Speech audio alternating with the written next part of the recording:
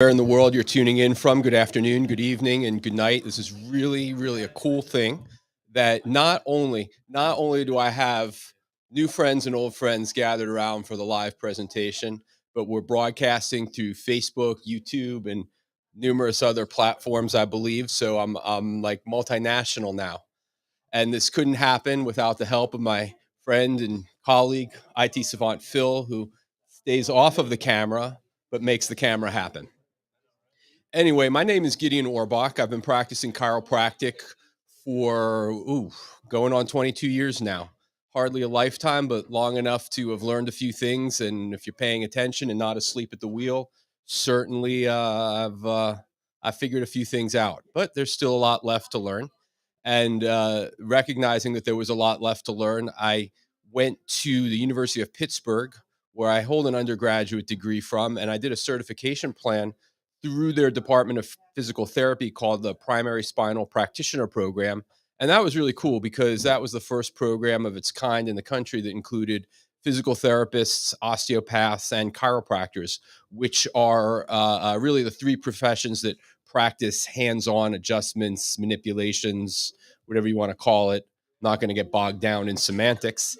So I enjoyed being in a classroom of, I don't really know how many people were in that class, but it was fun to collaborate, and it was really empowering to learn that most of the people in the room kind of wanted to learn what it was that I was doing every day in practice because they were doing something else, and I was a little bit unique in my regard. And it was also good to learn some new things in the program and fill some holes in my bucket that I knew had to be patched up. I went to chiropractic school in Kansas City, Cleveland College, a fine institution. I refer to that as my 4-year business trip to Kansas City. So, yeah, there's that. And so here I am practicing chiropractic at the World of Wellness. We're in Pittsburgh, Pennsylvania, right off of near Highway 279, Highway 79, Highway 376. So we're pretty well accessible if you're in southwestern Pennsylvania, northeastern Ohio. We have patients who come to see us from parts of West Virginia. We even had a few people over the years from Western New York. So we're accessible. We're really accessible. Um, when I first started here, this was known as the Pain Release Clinic, and we were on the south side in a very population dense urban section of Pittsburgh where the building just absolutely exuded character. We moved here to this building in October of 2008. So we have a big anniversary coming up, 15 years at this location. The founder of our paradigm here, Dr. James Weiner, passed in uh, um, December of 2017. So we operated in kind of a state of limbo for a little while, and Jamie Dorley and his team took over this business in February of 21, and we've been rolling along, known as the World of Wellness, ever since. So, as I mentioned, I practice chiropractic. I'm really lucky to have trained in the places that I have and with the people whom I've trained under. I highlight some of my mentors in specific, Dr. Mark Charette, who is one of the true international celebrities in chiropractors. How much of a celebrity can we possibly be? We're not appearing on postage stamps, but Dr. Charette, Mark he went to teach a workshop in Australia, and the Australian Chiropractic Society was so enthralled with what he did and wanted more of what he taught that they granted him a license to practice right there on the spot. Now, I hold an active license to practice in Pennsylvania, New York, Virginia, and Florida. And let me tell you, what an aggravation it is to apply for a license and get all your documentation lined up. And you got to write a check, and it's a big check. And then they do a background check on you, and then they do another one, and then they verify everything that you've done to this point, and then they might offer you a license to practice. So you can only imagine how much red tape this guy was able to escape by being awarded a license he didn't even ask for in a foreign country. Now, why you want to move to Australia, that's beyond me, but he has that option. Most of us don't. Now, I think that should say something about what a genius in the field he is. I've done a lot of extensive training under the Motion Palpation Institute. In fact, I've even taught a workshop or two or three for the Motion Palpation Institute under the direction of Mark King, practices in Cincinnati. One of my close friends, who owns and operates General Systems Neuroscience, where I've really learned how to use the brain as a tool for treatment and to understand clinical science more so than just chasing around aches and pains. We're looking at neurostimulation. That's exactly what we're going to get into when we talk further and dive down into more details in today's workshop. But I'm telling you about my friend and mentor, Ken Erickson of Jamestown, New York. And of course, Ted Carrick, who's the godfather of chiropractic neurology. So I'm really fortunate to have a chance to have worked and trained and studied under those people. And so, what is it that they taught me that I do every day in practice? I'm interested not just typical chiropractic spinal adjustments, but we go much deeper than that. We do.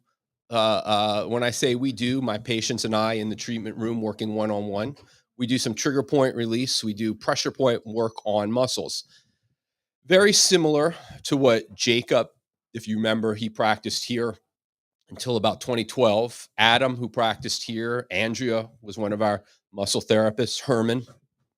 Those four people focused in their clinical practice on exclusively on trigger point muscle therapy and releasing tight muscles. That's a piece of what I do. I do something called active isolated or proprioceptive neurofacilitated stretching.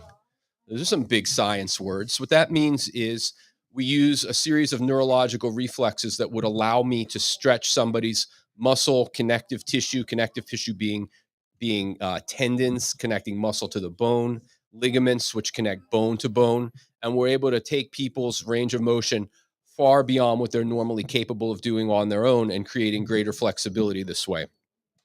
Of course, I do chiropractic adjustments to both the spine and to the extremities. I love that crisp popping noise. You make a crisp adjustment to usually to somebody's neck or their middle back, you can hear it go off like the polar ice caps are just shattering. Love that noise. It's like the symphony to me. Of course, some of the best adjustments are actually quiet ones, but I still love that noise. Something else that I do is low tech rehab.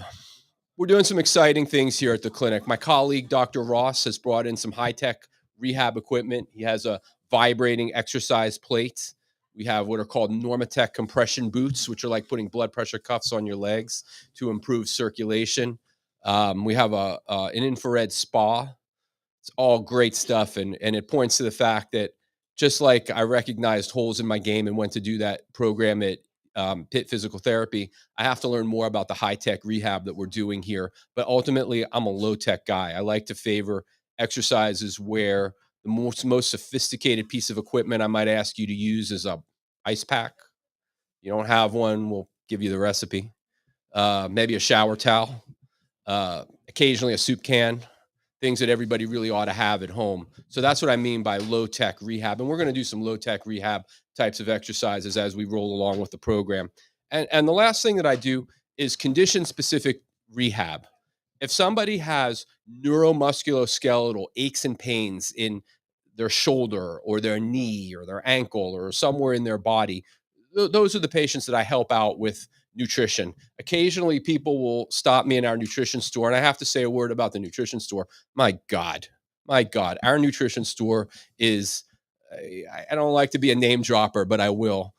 Bigger and better than any GNC that I've ever been into. I mean, you think about these freestanding nutrition stores and these strip mall nutrition stores and how jam packed they are with product. Ours is bigger. Ours is better. Ours is bigger and better. We have full lines of numerous brands.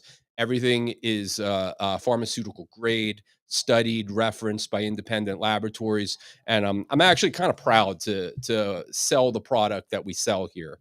But if you're roaming the nutrition store and you see me and you say, Dr. Orbach, I'm having thyroid problems. What should I do? I'm probably not your guy. Um, Help you get started with a lot of things, maybe put a foundation in place. But I'm fortunate to work with some really, really good nutritionists. Alicia just started here as a nutritionist.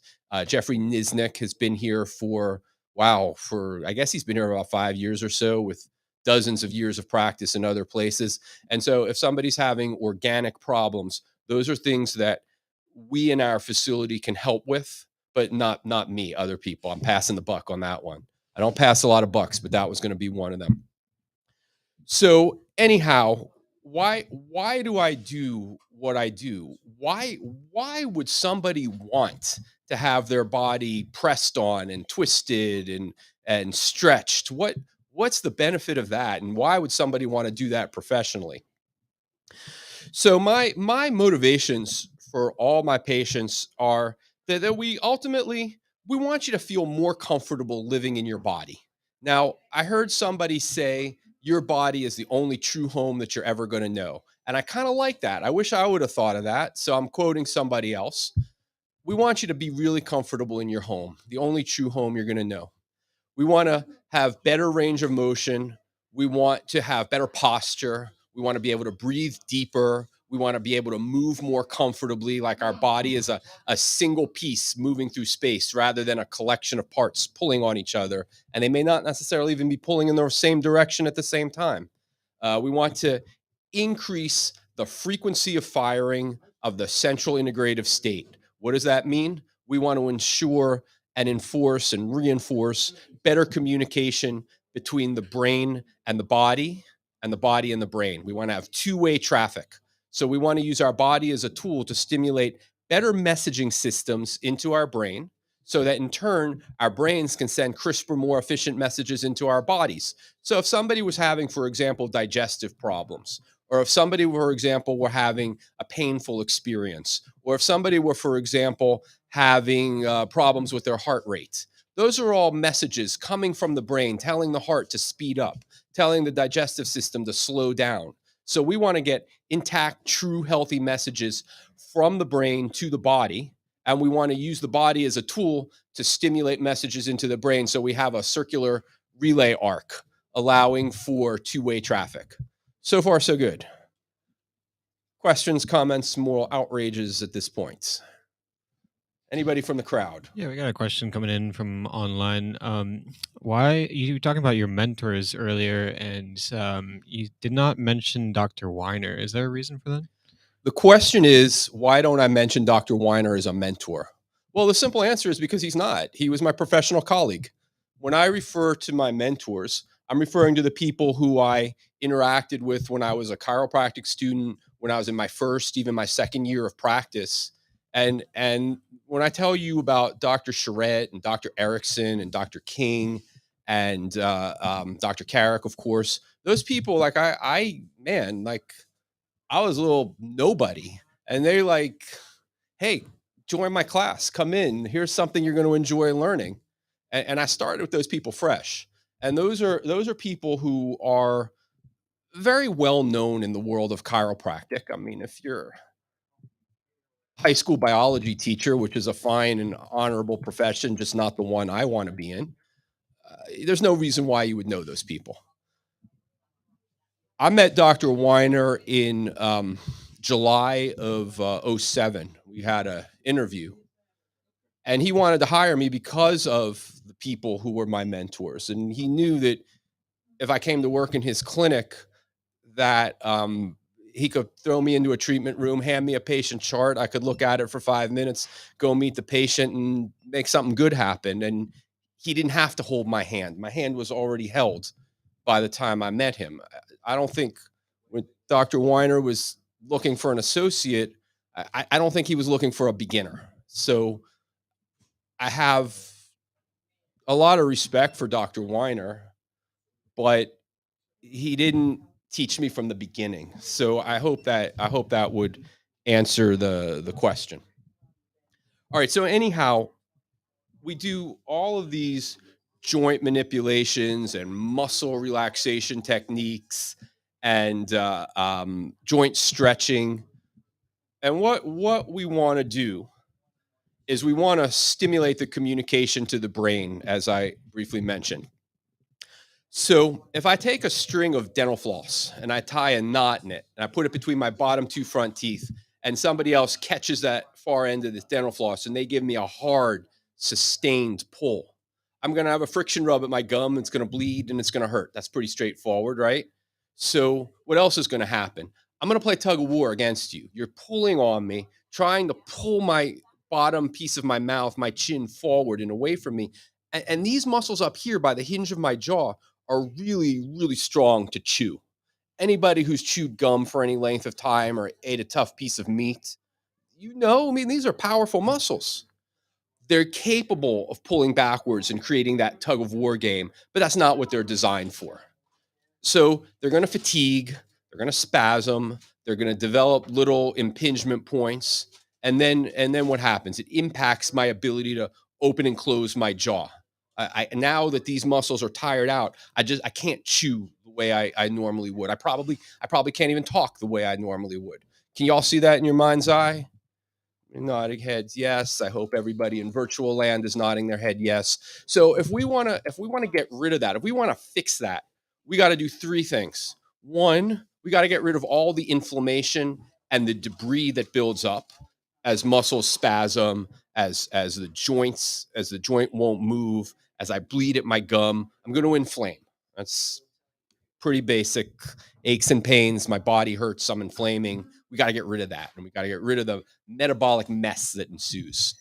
We got to repair the mechanics of the hinge of the jaw. That means getting these muscles to come out of spasm and maybe even a little to get the jaw to open and close the way it's supposed to.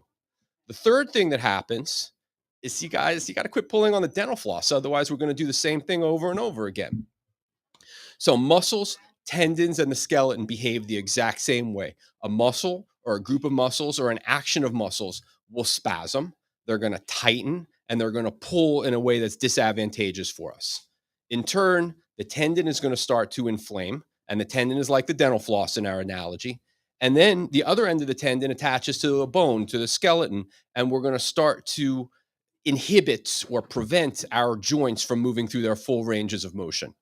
Now, when a joint can no longer move through its range of motion, it sends a message into the spinal cord and then up to the brain, and it says we have some body part destruction, we have tissue destruction, spasm is ensuing, and the neurological tissue that lives in those joints ceases to fire, and a whole different set of neurological tissue begins to fire. And that tissue that begins to fire in the elements of times when our body is compromised, disadvantaged, or injured are called nociceptors. Noci is the Latin for harm, and a receptor is something that receives and transmits information.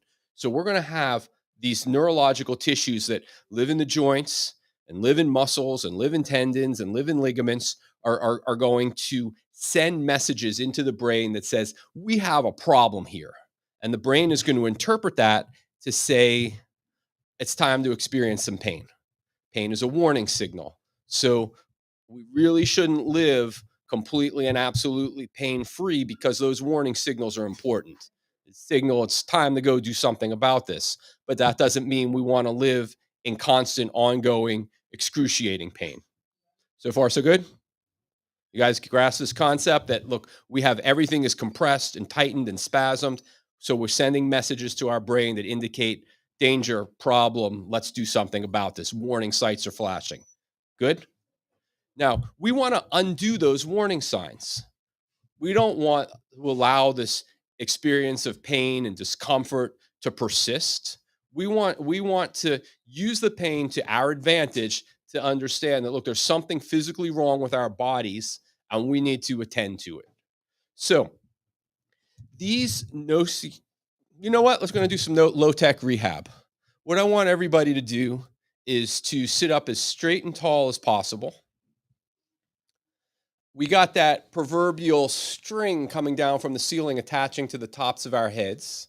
Now, when you go to the doctor and you get your height measured, you want to be taller. So you lift your head up as high as you can. Make sure you measure me on that tallest point. That's what's being affixed to the ceiling. So we're way up straight and tall here.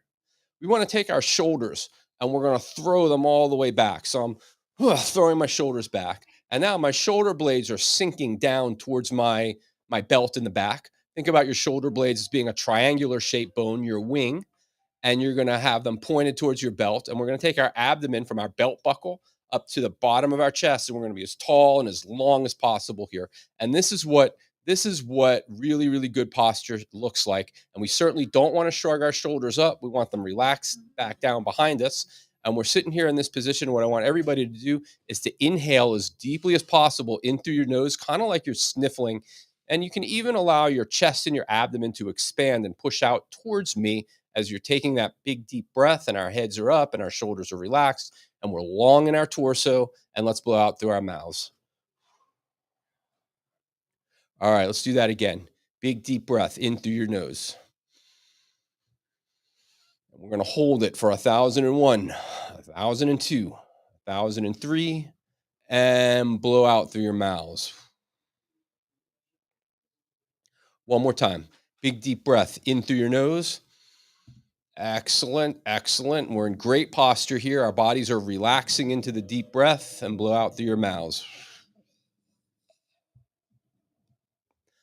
All right. How's everybody feel? A little bit relaxed? Maybe a little, yeah.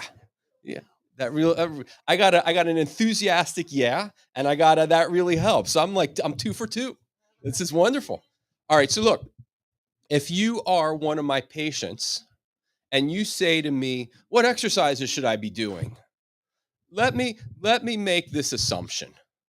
You don't want to go to the gym and drive through traffic, wrestle for a parking spot, hire a trainer to teach you what to do, spend an hour and a half in the gym, paying for the membership, paying for the trainer, and then make your way back home through traffic. You don't want to do that. I mean, some people are gym people and they're already there. Some people want to be gym people and they're planning on starting up. When you say to me, when my patient says to me, Dr. Orbach, what exercises should I be doing to reinforce this treatment? I feel like you know what you're talking about and you're not going to lead me astray. And we're going to get there from here. And you're going to be an enormous help and a big blessing for appearing in my life. I'm so glad to be here with you. But what exercises should I be doing? This is where it starts. You want to go to the gym and invest all that time and money? I'm happy to find you a trainer. I know quite a few who I think the world of. We'll get you somebody. You want to say, what can I do at home on my time in the middle of my day and just for a few minutes here and a few minutes there? That's what I hear you saying. And it all starts with deep breathing.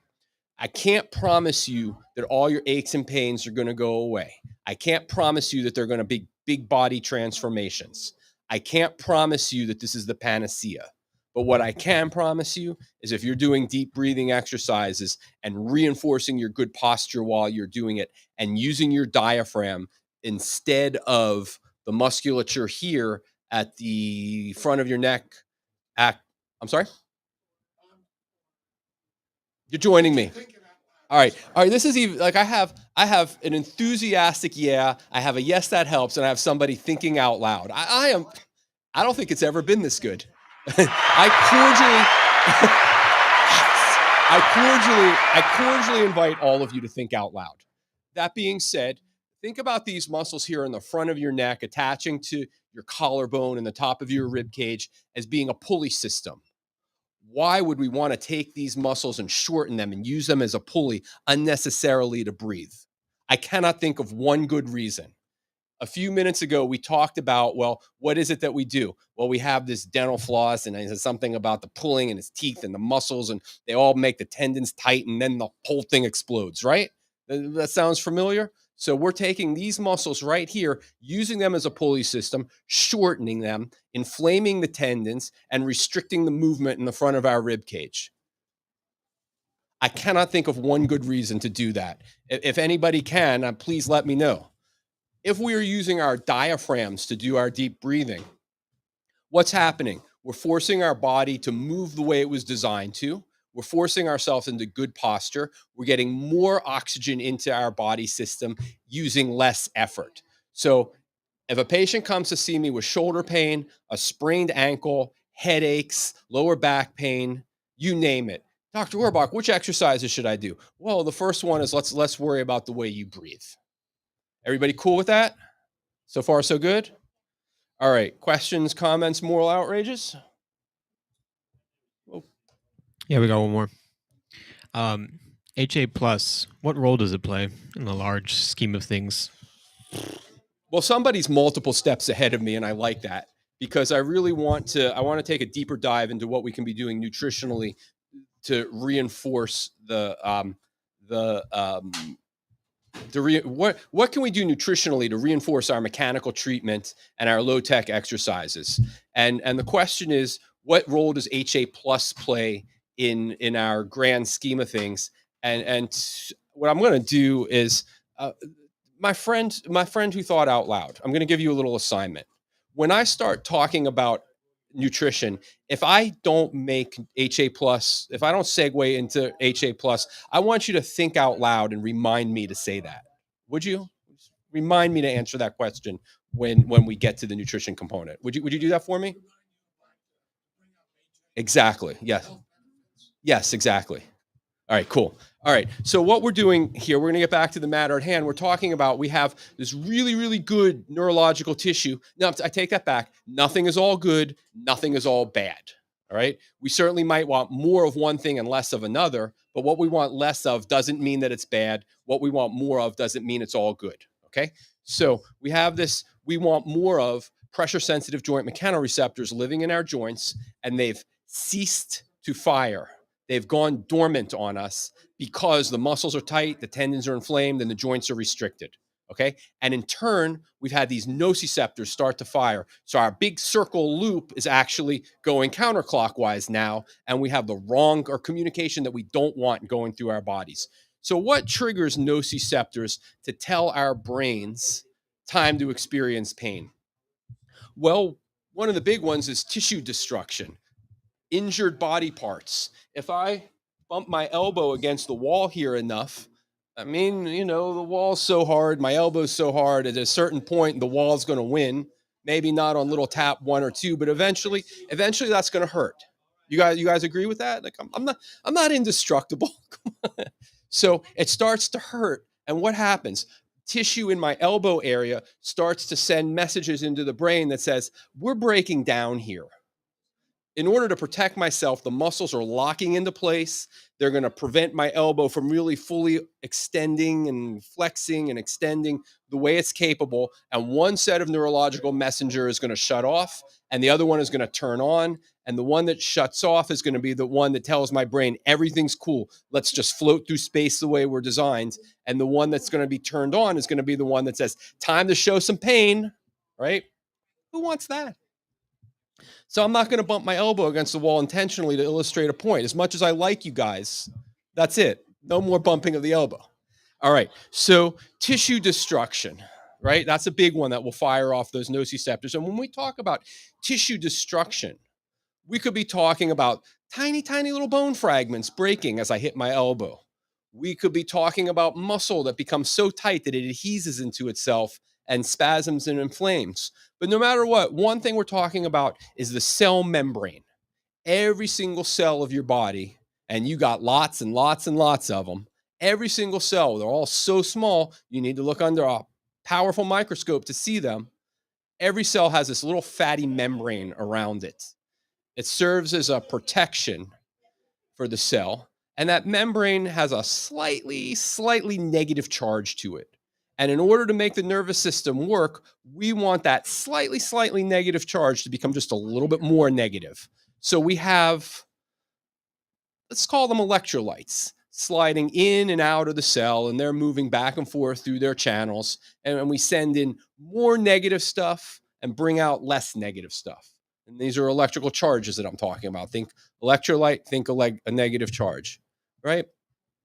So here I am, injuring myself, creating tissue destruction on the most microscopic level. We are talking about the cell membranes. On a bigger level, I mean, certainly not macro, but certainly bigger than that micro, bone fragments being bruised and chipped, muscles tightening and spasming, muscles adhesing to tendons, to ligaments, causing the mechanoreceptor, the neurological signaling stuff that we want.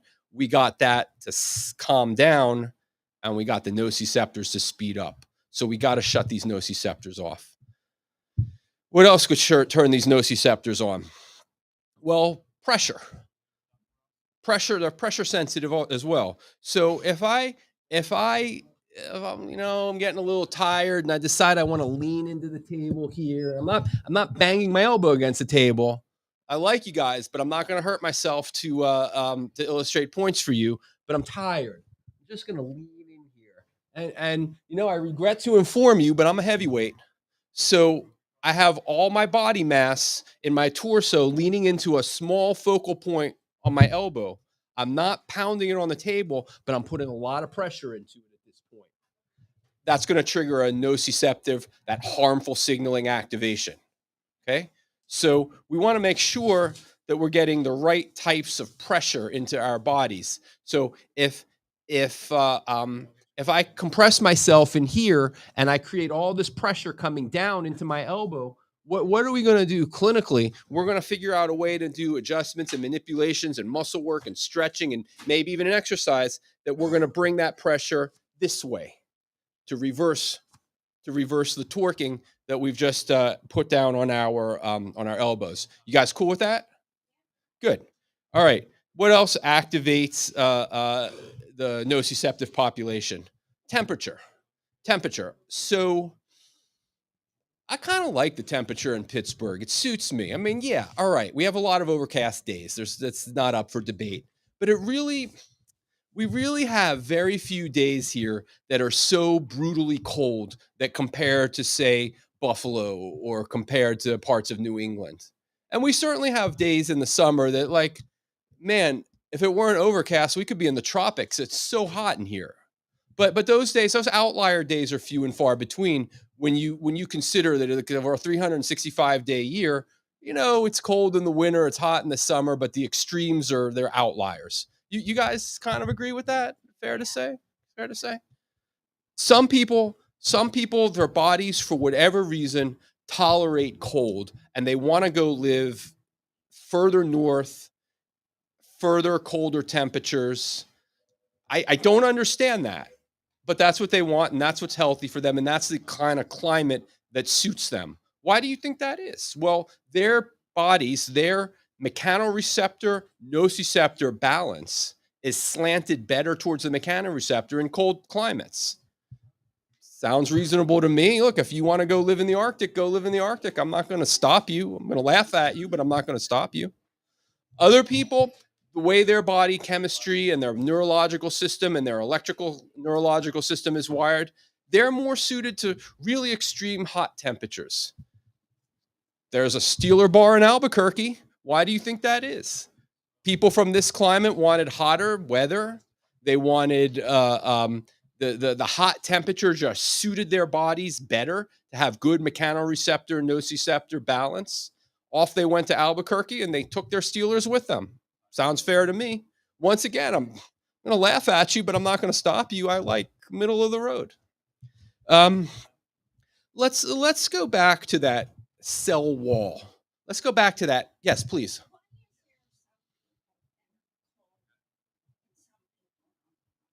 All right. The question is, why are there some people that are cold and some people that are hot? Right? That's what you asked. Um, well, it has to do with how your brain perceives your environment and how your brain. You have an internal thermostat. Um, Part of your brain called the hypothalamus. It reacts to temperature, right? And so some people have chemical signaling that, regardless of the external environmental temperature, their internal thermostat is turned up, and other people have their internal thermostat turned down. Now, the prevailing theory is that this has to do with the way your thyroid, your hypothalamus, and your neurological mechanism that talks to the thyroid are out of sync with one another. And so when we encounter those patients who have those sort of I'm all hot all the time, I'm cold all the time, we start from a nutritional clinical standpoint. The place that we start with is the thyroid, and we want to know, how is the thyroid receiving messages, how is the thyroid transmitting messages, and there's a relay arc between those three parts of the system, and we pick the thyroid as the place to begin. And we might find out that everything is good, but the thyroid is just mildly deficient iodine, for example. When you think about the thyroid and feeding it what it needs to be as healthy as possible, wow, got to have oxygen. absolutely must have oxygen. That's why we do that deep breathing mechanism exercise. Iodine is a really, really good food for the thyroid, and there's some things that on the chemistry makeup are very similar to iodine, but not identical, and they bind to the thyroid. Fluoride, for example, bromide, for example, stuff. It sounds like iodine because they're so chemically similar. They're called halide salts. So we have the wrong halide salt bonding to the thyroid, and so we want to put the right halide salt in and correct the thyroid function. Now that's the simplest, most foundational, basic thing we can do. Okay. Now it's uncanny for how many people that works. That put in enough iodine over enough time, and all of a sudden their body temperature starts to normalize. But as I said, that's just basic foundational plan. And sometimes we have to drill down deeper, and we might find out that, look, we got to do stuff with the whole endocrine system. When I say do stuff, that means nutritional supplementation. When we might have to do nutritional supplementation for an entire endocrine system, we might have to remove certain toxins from the body, and we might have to stimulate the brain. So let's start really basic and build our way up from there, instead of start with let's throw the whole pot of spaghetti at the problem and hope that some of them sticks. Okay, are you cool with that? Okay, good. Sure, sure. So we're talking about that cell wall, that cell wall, that membrane. It's a fatty membrane, and we have to have it healthy, and we have to have it a little bit negative becoming more negative, right? So if it's a fatty wall, wouldn't it stand to reason that one of the things that's super, super important to reinforce the integrity of that wall is, let's just put a little healthy fat into the body? I like fish oil. One of my go-to favorite supplements to recommend is the omega-3D from Nutritional Frontiers. Now, I know that we have at least four different types of fish oil in our store. Some are great big gigantic capsules, and some are tiny little pearls, and some are liquids. So, for the sake of somebody who says, "Hey, that sounds like a really good idea and I'm on board, but I have trouble swallowing a capsule," we can accommodate you, not to worry. But my go-to is the omega-3D fish oil from Nutritional Frontiers. And why? It is so nutrient dense. The active ingredients in fish oil are called EPA and DHA. Eric Patrick Anthony and David Henry Anthony. EPA, DHA. So when you look at the label of your fish oil and you see how many milligrams of fish oil are in there, if you came over to my deli counter and ordered a slice of pie, and I brought over a lot of crust, a few pits and stems, you'd be disappointed, wouldn't you? That is not what you signed up for. That's not what you thought you were getting. But you can't argue with me. It's cherry pie. It might not be the part of the cherry that you want, but it is cherry pie, right? Okay. So you look at the fish oil label, you want to see that really good, rich, fresh cherry stuff in there. That's your EPA and your DHA. When you see miscellaneous fish this and fish that and marine lipids. You guys know what marine means, right? It comes from the water, right? You know what a lipid is, it's fat. So we have fat that came from the water. We have thousands of milligrams of marine lipids. But where's the EPA and the DHA? Just bought thousands and thousands of milligrams of fish oil with none of the good stuff. I would love to have you over for a slice of cherry pits and cherry stems. Okay. So when you look at the nutrient density, the omega 3D is second to none, first of all. Second of all, it's fortified with vitamin D. D is in David. Vitamin D does so many things. It mitigates so many different functions in the body. For the sake of our conversation, let's just call it immune system. It does so much more than that, but let's just say immune system. Now, vitamin D is a fat soluble vitamin. That means it does vitamin D and fat that does real well together. So why not make fish fat and vitamin D hand in hand? So we have our fish oil, which is not only fortification for the cell wall, but every nerve in your body has what's called a myelin sheath. Myelin is sort of a fatty layer that insulates and protects the nerves, right? Your brain is actually literally made of cholesterol. So when we do fish oil, we're doing nervous system protection, cell wall insulation, and we're doing brain food. Can't go wrong with that, right? Now, I've heard people, I wouldn't say they got outraged with me, but they certainly expressed their disappointment. And they said, I'm a vegan. I will not take fish oil. We'll find you an alternative. We'll find things for you to do. You might have to take 3 or 4 different metabolites in order to balance out everything that you're missing from the fish oil. But I, I also know people who tell me that they're vegans and that they make an exception for their fish oil. Somebody asked me about Dr. Weiner. He was one of them. Dr. Weiner was the main vegan around here. You remember him? He was a fish oil consumer. So, all right, for the sake of that tiny little capsule, 4 of them a day. I guess he wasn't really a vegan, huh? You don't surrender your title because you took fish oil capsules at our suggestion.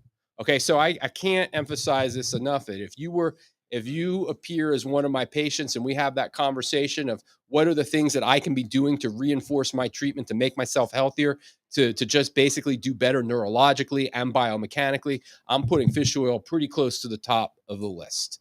Now, I asked you to remind me of something, right? My man. All right, HA plus.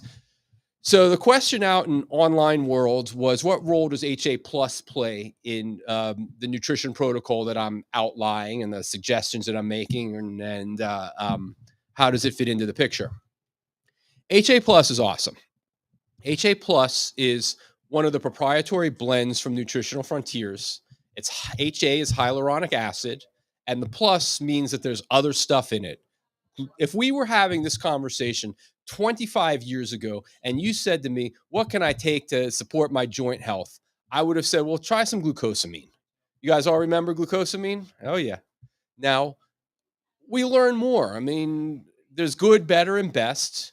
Right now, we're doing better and better. When we learn what's best, we'll be doing that too, right? So glucosamine it doesn't become invalidated. It's still great stuff. It just doesn't do as much as the HA. But here's an idea: what if we combine the glucosamine and the HA? What if we put some MSM into our blend? That's what the plus is. Now, in research studies in laboratories, HA, the hyaluronic acid, is shown to regrow cartilage. That's a pretty big deal. We have cartilage between our joints and our bodies. We Between each bone, when bones come together, we have what's called a joint. In that joint space, in most joints, we have some sort of cartilaginous, well lubricated cushioning. We don't want bones to rub up against each other. We want as much protection as we can get. So in laboratories, the HA is shown to regrow cartilage. I am skeptical as to whether or not it actually regrows cartilage in human beings. The reason why I'm skeptical is because it takes so long for this process to happen. What I am confident, excuse me, what I am confident in is that the HA plus at the very least begins to lubricate those joint surfaces. So I don't know. I can't give you a statistic. I can't give you a time frame. I can't tell you like, well, I started taking HA plus on Tuesday and my knee didn't feel better for 8 weeks. And then the 8th week, I went back and had it re-x-rayed and it doesn't look like there's any cartilage regrowing there. Well, 8 weeks would be really soon to start regrowing cartilage. 8 weeks would be in the ballpark of about right for the HA plus to become active in terms of lubricating or helping the joint surfaces lubricate each themselves. So it is a phenomenal product in the Nutritional Frontiers line that somebody asked about before we got to nutrition, and my friend in the front graciously reminded me to get to. So we have this cell wall that's being damaged by nociceptor. The cell wall has been damaged by some sort of trauma, whether it's me hitting my elbow against the wall, a mechanical trauma, whether it's the pressure sensitivity of leaning into my elbow, for any number of reasons, the cell wall is being damaged. And we have these electrolytes. We talked about that slightly negative charge. It's becoming more negative charge in order to send the signaling through the nervous system. And because the cell wall is damaged, we're losing our electrolytes. Consequently, our cell wall is becoming not quite so negative, possibly even drifting towards positive. We don't want that to happen. So, one of the things that we could do is let's put some electrolytes back into the body. What do you guys think? Yeah, we're gonna do more electrolytes. One of the nutritional vehicles that would support that is called Power Fuel. Power Fuel is a another nutritional frontiers signature proprietary blend, and the most important ingredient in the Power Fuel is called D-ribose. And what the D-ribose does is that it strengthens the heart. It's actually good to repair just about all the muscles in the body, but it has a special affinity towards heart cardiac muscle tissue. So, in terms of like, what are we going to do to keep people healthy? How are we going to keep our hearts as strong as possible? Well, we got to do some exercise and we got to make sure that we're not eating foods that are going to be toxic to our circulatory system. We got to make sure that we're keeping our arteries that bring blood from the heart to the body and veins that bring blood from the body back to the lungs and the heart.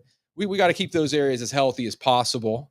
And I would suggest fortifying the heart with a little bit of D-ribose. And while you're busy fortifying your heart with that Power Fuel, let's look at all the other ingredients. Bullet point, bullet point, bullet point. Why is it a proprietary blend? Because there's more than one thing in it. It's got a recipe. And we look down the recipe list, and sure enough, there's one electrolyte after another. You guys cool with that? So far, so good? Yes, yes. Electrolytes are forms of minerals. Sodium,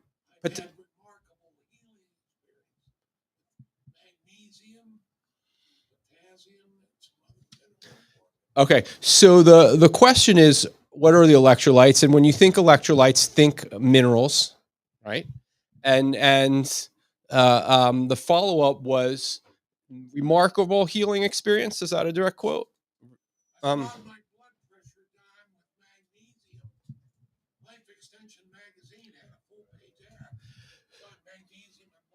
so what my friend in the front is saying for the benefit of people who can't hear into the mic who are time zones away is he had remarkable success bringing his blood pressure down by using magnesium. I got that right? Yeah, I did. Okay. So of the many functions that magnesium is responsible for, one of the things that magnesium does is it helps to relax tight muscles. Now, you might be a step ahead of me because I'm going to incorporate magnesium into my checklist. And in fact, let me do that right now.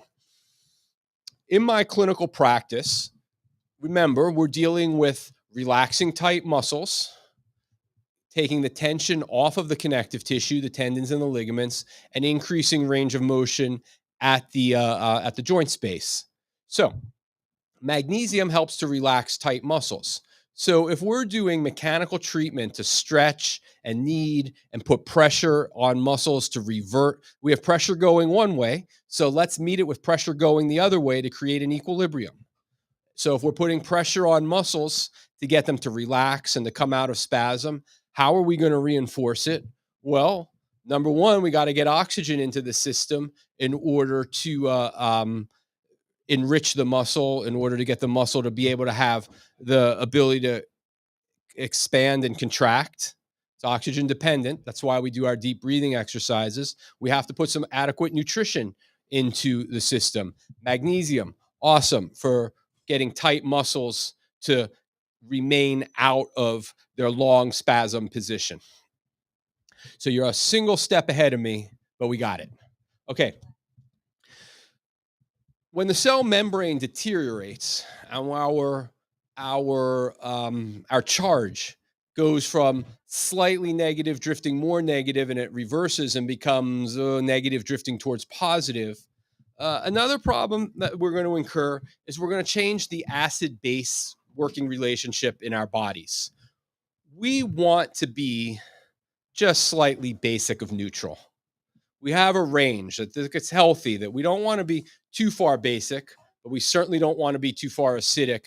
And we want to take neutral and go just a nice little step towards the basic range.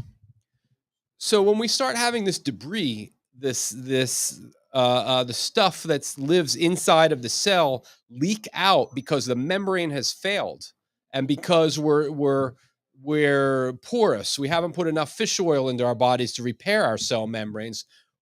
What are we gonna do? We gotta shift ourselves back to alkaline, and we got to start washing away that debris, and we got to start washing away that inflammation. Usually when I do these workshops, I have my shaker bottle that includes reds or the greens or what are the nutritional frontiers antioxidant color powders. And now would be a perfect time to have that to illustrate my point and what I'm getting at. But I was just in the mood for regular old plain water today. So we have all this debris washing out of our failing cell membranes, and our body is becoming acidic, and we don't want that. So the first thing we have to do is we have to have a strategy to wash away the debris. Antioxidants, all of the colored drinks that Nutritional Frontiers puts out, the reds, the oranges, the greens, the purples, they're designed to wash. They're designed for numerous physiological benefit, but on my checklist, number one, they're antioxidants. They're washing away debris. And when I say debris, I'm talking about stuff that lives inside of the cell, but was allowed to wash out into fluid that we now want to get rid of and get out of our bodies. I'm talking about inflammation, the bradykinins and the lactic acid and the stuff that we just want to sweep away. The bad stuff, yes, the dirt. We want to do an internal cleaning. So we can talk about coenzyme Q10, potent anti-inflammatory that has a special affinity towards heart tissue. Bless you. We can talk about resveratrol, another very potent anti-inflammatory. We can talk, which has a special affinity towards I believe eye tissue and lung tissue. Uh, NAC, more antioxidants, any of the nutritional frontier color groups. I highly recommend that everybody take a good antioxidant as part of their daily routine. How do we keep healthy people healthy? Well, somewhere on the checklist is you got to be cleaning yourself up on the inside, and that's what the antioxidant group is going to do. So, if I could pick one, once again, if you want to take 50, 60 different capsules a day, which is in the ballpark of what I do, might be excessive, but my routine works, so I'm not changing it. Um, if you want to be that guy, I give you my checklist. If you say enough is enough, I want to get the maximum out of the minimum, pick one antioxidant for me that you think I should be taking. I'm going to go with the Nutritional Frontiers Lean Greens. Well, why do I say that? First of all, we talked about the greens as being part of the family of internal cleanses that are literally washing away debris and the bad stuff. Second of all, the greens have extract from chlorophyll. Chlorophyll is the active ingredient in a green leafy plant. So we have, like, I wouldn't say that this replaces your spinach or your broccoli so much as we've taken the green potency out of the plants that we eat, the vegetables that we eat, and we've put it into an antioxidant powder. You can add it to water, and the greens, not only are they going to act as an antioxidant, but they're also going to help to alkaline your body, meaning we want to take that big shift and get out of an acidic state. We're slightly acidic with all this tissue destruction, and we want to drift towards alkalinity or basicness, right? So the greens are certainly going to help us make that step. Everybody good so far? Okay. Questions from the crowd online? Okay. So let's do a little more low tech rehab. What I want is, once again, everybody's going to sit up straight and tall. Impress me with your chiropractic posture. We're going to have that string coming down from the ceiling to the top of our head. So we're going to be pretty tall. We're throwing our shoulders back. We're going to be long in our torso. Big deep breath in through your noses. Torso expands without shoulders coming up. Shoulders stay down. And let's blow out through our mouths. Again, big deep breath in through our nose. and blow out through our mouths. One more time. And out. All right. Everybody still feeling good and enjoying the breathing exercise? Everybody deeply committed to doing a little of this on your own every day? Everybody doubly committed and doing a lot of it on your own every day? Good. All right, let me tell you guys a horror story. Let's pretend that we've done nothing about this. Let's pretend that these nociceptors, the signaling system that tells your brain to perceive pain, let's say we've done nothing to shut them off. Let's say that we've ignored the messages that our body is giving us, right? So the nociceptive population, they travel up your spinal cord to deliver messages to the brain, right? The place where the most number of nociceptors, something like more than 2/3, but less than 3/4, somewhere in that range, where do they send the most signaling to is your brain stem. The brain stem, part of the brain, is responsible for old stuff. Old stuff. Now, when I say the ability to ride a bike, that's new brain stuff. Okay, our species, I don't know how old we are, but we're pretty old. We've been around a while, and there are certain things that we had to be able to do to survive: breathing, heart rate, digesting food.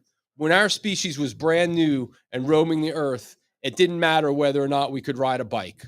What mattered was that we could breathe, we could have our heart rates controlled, we could recognize danger when it was approaching, right? That's old brain stuff. That all happens in the brain stem.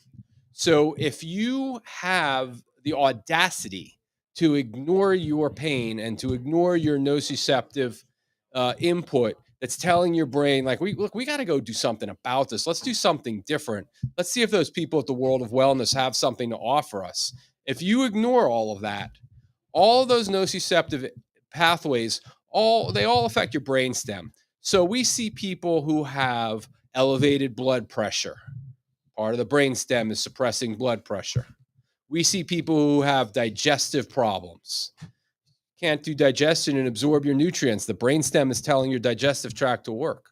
We have people with elevated heart rates, bad breathing mechanics, the inability to sleep, restlessness. It's all brainstem stuff, and it's all triggered by too much nociceptive activity going on. So that would be a horror story to me. So how many times do you think somebody would say, I don't understand why my blood pressure fluctuates so much? I went to see the cardiologist, and I went to the emergency room, and I went to everything that ended in isteronologist, and nobody could find my problem. They don't know what it is, but I can feel it. I feel and they can't tell me why. The problem is not cardiovascular. Maybe the problem is not the heart. Maybe the problem is the signaling from the nervous system to the heart. And because this person has had the audacity to ignore the messages that their body is sending them, it got out of hand. This is a profile of a patient that we see frequently. People who come in who are angry, they're upset, their bodies hurt. There's no good reason for them to explain why. They haven't been injured. They haven't been in a car accident or a slip and fall, and they can't figure out why they hurt so much, and they can't figure out why their blood pressure is through the roof, and they can't figure out why their doctors haven't been able to figure out their problems, and they can't figure out why they had to go see so many doctors, and each one of the doctors suggested a different medication, and nothing has helped. We see a lot of those people. Please don't be one of them. Yes. I had a personal testimony about that. 2.5 years ago, I had tachycardia. I'd be in my kitchen or in a grocery store line, I'd feel my heart go boom, boom, boom. This would last for 2 or 3 minutes. Mm-hmm. So I had an echocardiogram and electrocardiogram. They said your ejection fraction is fine. Mm-hmm. I went to Discount Nutrition, which is one of your customers near Gateway High School. Mm-hmm. Mm-hmm. Dash. Mm-hmm. You may know her personally because they have a lot of your product. Mm-hmm. I told her about this tachycardia. She says, you're dehydrated and lacking minerals. I said, what do you suggest? She suggested these package of minerals, trace minerals from Salt Lake City, Utah. Can I cut you off for a second, because there are a lot of people listening in that we don't see, and I want to make sure that I kind of repeat what you said for the benefit of the crowd.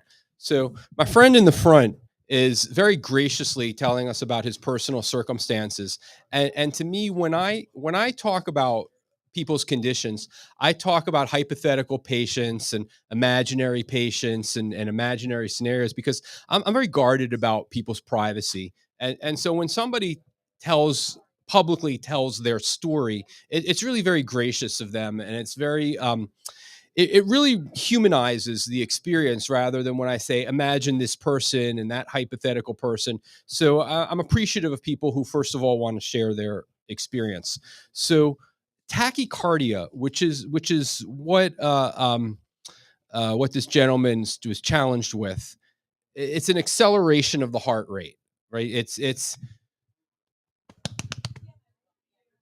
right, and this is what he was experiencing, and he went to the hospital, and as anybody would, I mean, who wouldn't be alarmed, subjected himself to numerous different medical testing, probably the kind of stuff that the doctors recommend, or maybe your first point of contact is an doctor and they send you to a cardiologist. I don't know the sequela, but at any rate, the medical testing, and I like medical testing. I really do. I'm not in favor of a lot of medical solutions, but I'm certainly in favor of a lot of medical testing, because man, they really drill down on stuff, and they can look inside the body and take pictures and analyze chemistry and stuff that we just can't do. So I never discourage anybody from getting medical testing.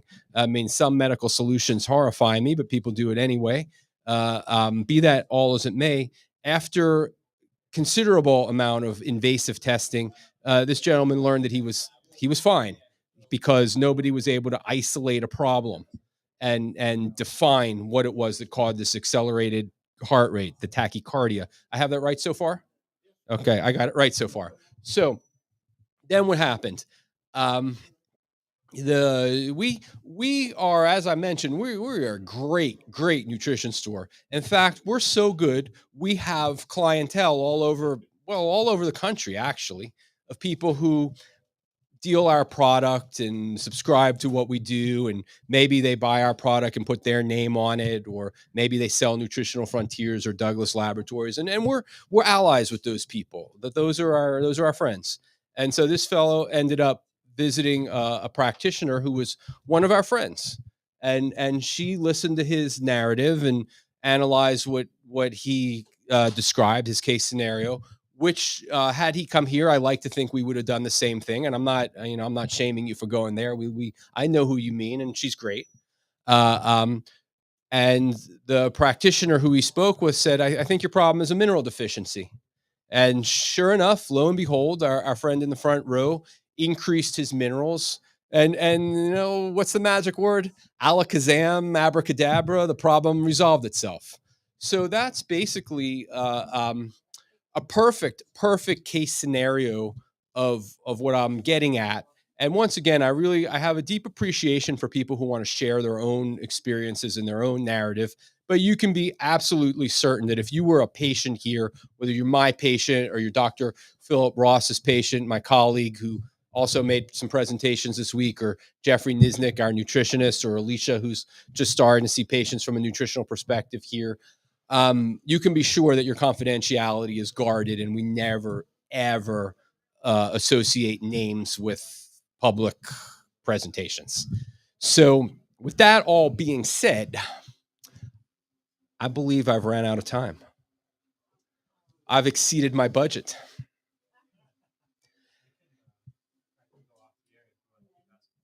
Okay, so we're gonna do that. We're gonna go off the air, and if there are any other questions, I can entertain them. And if not, I guess not.